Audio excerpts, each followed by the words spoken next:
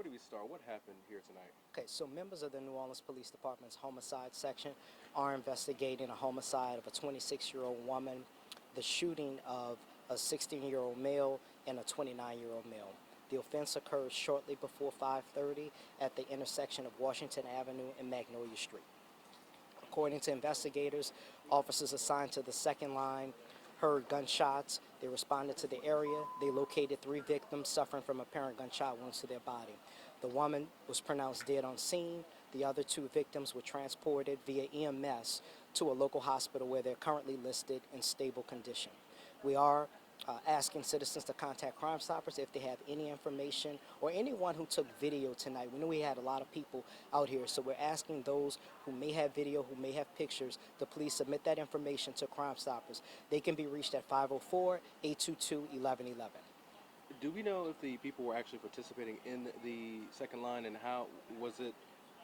Was the gunshots being fired in the crowd itself?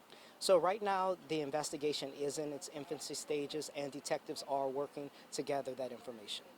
Do we have any idea of how many shooters or suspects are involved in this investigation? It's all under investigation. Detectives are gathering information to identify the suspects responsible. All right. So a woman did die tonight, and there's also a 16-year-old who was shot. Here near a second line in this neighborhood. Just talk about how disheartening that is. Where I talked to a resident down the block who was just upset because she said this never happens during second line events in her neighborhood, and here we are with a 16-year-old shot and another woman killed. Well, it's very disheartening. It's also tragic, and something like this is what really shakes the community. People should be able to come to a second line or any event and not have to worry about violence. And this is where we really ask the community to lock in and just help us solve this crime. Walk alongside with us. We can't do this alone. We live in a voice-activated community, and we really want people to speak up. We know that someone saw something. So if you have any information or can identify the persons responsible, please contact Crime Stoppers at 504-822-1111.